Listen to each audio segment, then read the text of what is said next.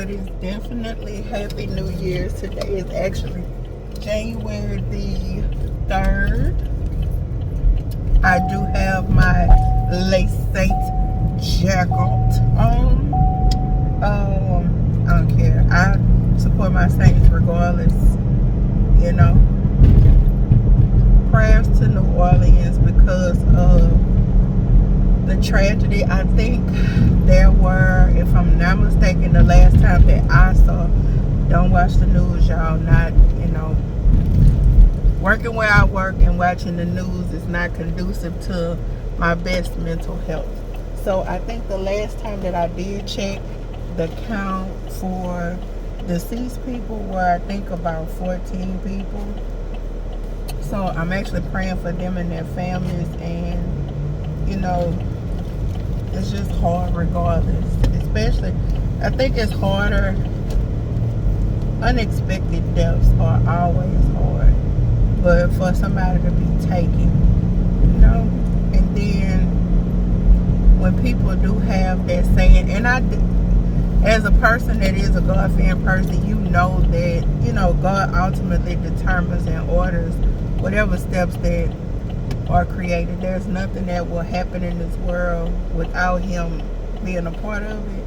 But when people tell you, like, it was in God's will, when you grieving, baby, that is not what you trying to hear.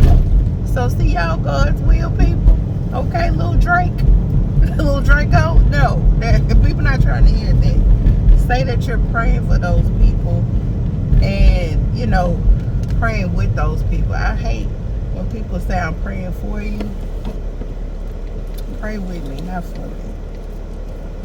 That's just something that I do. So I am doing a Fiercely Love. It is short today. It's called Faithful Love, Fearless Love. Love never gives up, never loses faith. It always is hopeful and endures through every circumstance. It's 1 Corinthians 13:7. And that is no lie. Okay? Love will push us through all types of circumstances. The relationships that we have with people in our lives, especially the people who do truly love us. And one thing about it, I say all the time, I often pray the prayer of removal, because they have some people who will be in your face and make like they like you and really don't like you. And it's, you being a human being, you try to give a person the benefit of the doubt. I'm not really a benefit of the doubt. Like I said, God gives me discernment, so I don't need bail money. That basically means that God kind of tell me up front, like, this person, they not right, Carla. And if you continue to mess with them, you might have to put your hands on them. So it behooves you to leave them alone. It's just something that God gives me. I don't know. Sure, He gives it to other people. It's probably not verbiage the same way that it's verbiage to me, but yeah. Fearless love is based not on the performance of a person, but on the loving faithfulness of God. It is not unusual that we people disappoint us. We begin to dole out love in portion to their infractions to minimize any future risk. Afraid of going in, we hold back. C.S. Lewis wisely explained the error of this approach in his book, The Four Loves. So, I'll never forget. I don't know if I'm able to. I don't think I'm able to, because I might get copyrighted. But I'll never forget watching one of Lauryn Hill's speeches, and she basically says about like how people feel about love and how they manipulate love. When I say manipulate love, I mean to the extent of, they go by what, people love you to a certain extent until it's beneficial to them. And then, you on your way. Or they have you on your way. Listen, y'all, I'm not happy, okay? Let me tell you what I did. I ordered from the McDonald's that is in East Africa to my job versus the one that's down the street. This is the second day in a row. I don't know if this... Them having my Instagram name is goddamn hilarious. She was like, from Miss Books to you. I don't know why it's saved like that. That's crazy, but you know, it is what it is. As long as I get my iced coffee, I don't care how it gets. I don't care how it gets to me. Just get to me. Okay. Let's go back to the C.S. Lewis. So it says to love all is to be vulnerable. Love anything and your heart will be wrong and possibly broken. If you want to make sure of keeping intact, you must give it to no one, not even an animal. Whoa. Wrap it carefully around with hobbies and little luxuries. Avoid all entanglements. Lock it safe up in a casket or coffin of your selfishness, but in the casket, safe, dark, motionless, airless, it will change. It will not be broken. It will become unbreakable, impeccable, and redactable. That is crazy. What? To love is to be vulnerable, which is true. There you have it. We may not like the pairing of love and vulnerability, but I have learned that there is simply no way to avoid it. But don't assume that being vulnerable means that you are positioned to be violated. My God, okay? Actually, it is more likely that you are positioning yourself to be vindictive, because love never fails. I'm sorry, vindicated, not vindictive, because love never fails. Rest in this, lovely one. You have a protector who is wild about you. Thank you. Thank you. You too. Yes, ma'am. Thank you.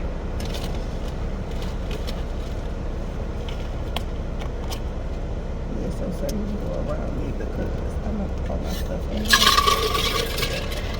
Boom.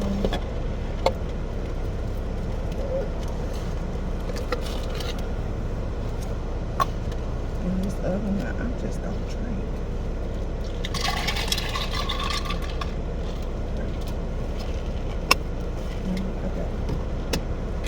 Go right there. There's too much going on. Okay. So wait, let me get back to this. Because listen, I just did a little thing with this one. Yeah, I have to burn these things when I get to work, because this is not gonna work. This is real ghetto. So it says, we may not like the pairing of love and vulnerability, but I have learned there is simply no way to avoid it. But don't assume that being vulnerable means that you are positioned to be violated. Actually, it's more likely you are positioning yourself to be vindicated, because love never fails. Rest in this, lovely. You have a protector who is wild about you. I love the fearless vulnerability. The position of fear is not faith or even courage. It is love. Y'all. So listen, these last couple of weeks that I have semi-had off. So one thing I know about myself, and I understand now, that I have to feel complete. When I say feel complete, that means in work as well. Jesus Christ. That means in work as well. So when I say feel complete, that means if I feel like something is not completed in my job, I'm not going to rest. My brain does not shut off. I've talked to my therapist. I've talked to my doctor. And it's just something that is embedded inside of me that occurs. It just happens, okay? Is there medication? Yes. Do I take it? Yes. Does it work? Absolutely not. Because I still, last night in my head, because my friend, I use that word loosely, Simone, she is probably thinking that I'm not going to be to work on time, but I'm leaving early today. So I know what I have in my head that I have to do. So I have a couple of things that I have to send out. I have a couple of calls that I need to make. All of this has to be done at least by 12 o'clock. So it's like 7:30ish right now. By the time I get to work, I'm going to get to work in probably like 10-15 minutes. So it's not going to take long for that at all. But in that statement, I actually told her over the weekend, and I was talking to another one of our friends, and I was saying I am so proud of her as a friend, because when I first met her years ago, my God, she's still spoiled. Listen, both of us are spoiled. However, when it comes to the way that she loves me, she has, she has taken a position, and it is all about who she cares about, because she's kind of like me. And like I say all the time, many of me and my friends have many attributes, and the attribute that me and her share is often like, if it don't bother, if it's not directly involving us, we don't bother with it. But I'm a little different. Sometimes it depends. Mine is situational. Hers is flat. Okay, if it ain't got nothing to do with her, she ain't be bothered. Okay, but in saying that, I appreciate that she did take the time out, but that shows how a person loves you. So, i.e., when you have that person who is in your life, whether it be a friendship, relationship, people do what you allow them to do. So if your friend is not loving you like you feel like you should be loved, that's a conversation that should be had. I used to tell her all the time, Simone, you are selfish. And does the selfishness come from a place? Absolutely. Does mine come from a place? Absolutely. I'm the baby of the family. I am literally spoiled by most people. Is that something that I do need to change? Yes, it is something that I do need to change. Change all the way? I feel like it can be altered. Okay? More so than change. But,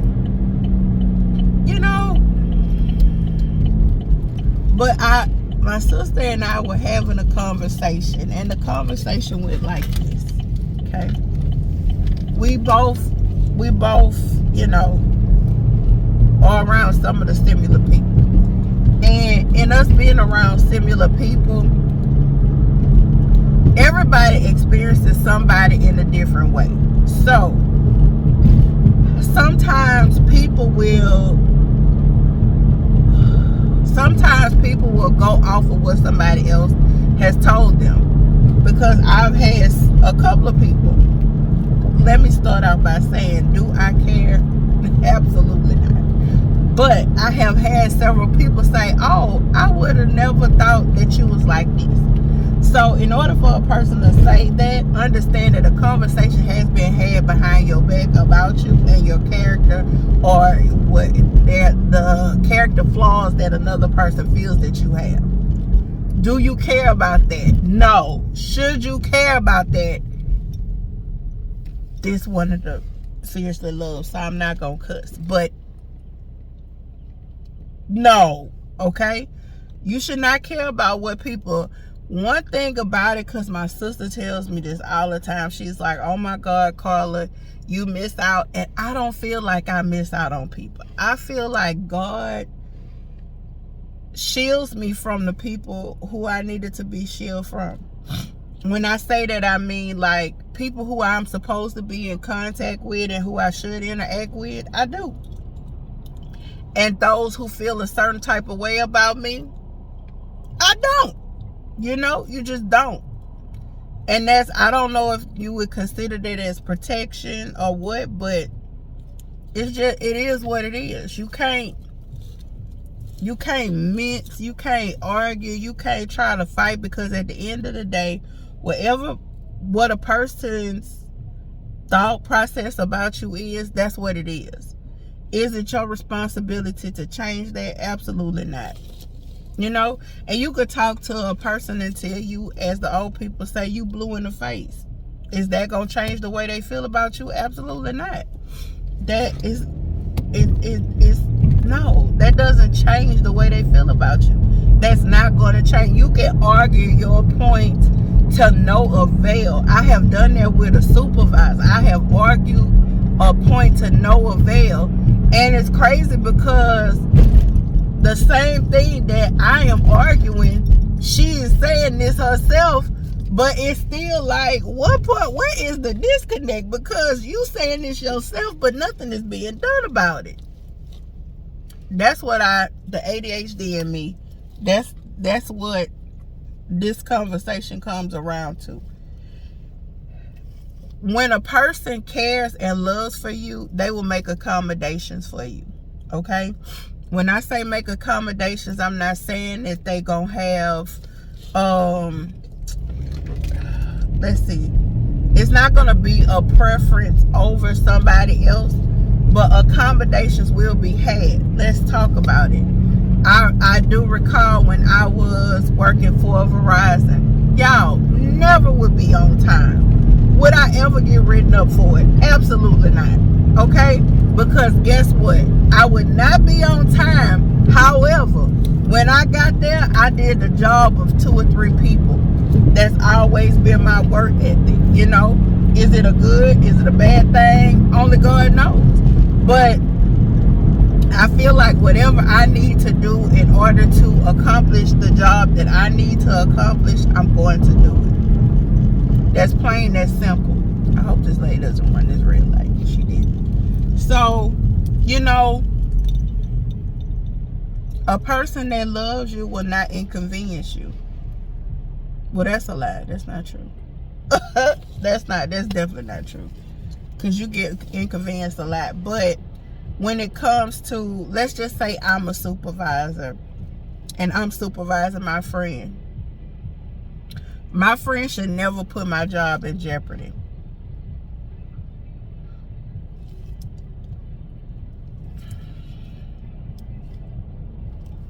That's plain and simple. They shouldn't. Okay? Baby, this man is in this city truck. He is partying like it's 1999, okay? It is Friday. But he partying like, yeah. He partying like it's Friday. He probably like me. He gonna get off early today, so he is enthused about going to work in. Come in to work early. Nothing. He says that's nothing. Okay? I know I'm early, baby, because they don't even have people in certain parking spots. And these parking spots are normally full because it's almost 8 o'clock. But we did get a new mayor-elect. Oh, Jesus. Everybody parked in parking spots today. Let's see. Do they have any empty? If they don't have any empty, then I'm going to have to go down. Yeah. I'm going to park right over here.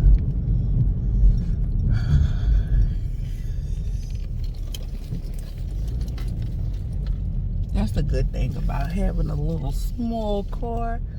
You can swing on in. Y'all, my coworker still talking about me about that time when I went to sleep in the car. But listen, I really feel like that person was putting something in my drink. Cause listen, I've been going to this new McDonald's and I ain't fell asleep yet. Okay, so that was today. Lord, I don't know what day it is, but that was today's lesson. And I feel like, you know, it's a good thing. We have to be mindful. We have to be careful. And just appreciate our people. You know? Appreciate our people. No matter big or small. I'm trying to figure out what's wrong with my straw.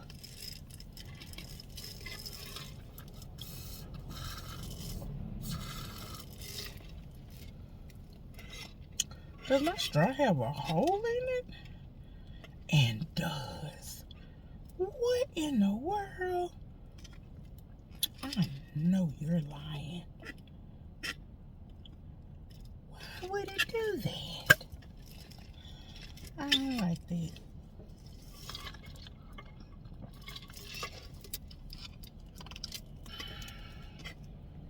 Listen, now I gotta use this. Well, is this the...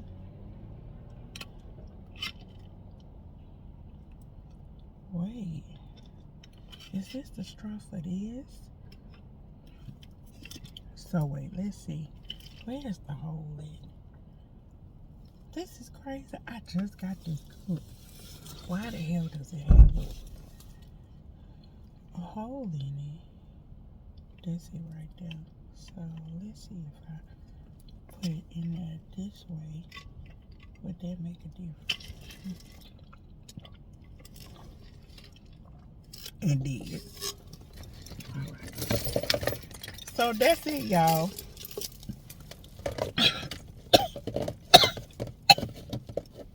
Jesus. That's it for today. Today gonna be a short day. Today don't be a good day. I'm getting out these people's job early. It's been 22 minutes. We discussed what we need to discuss.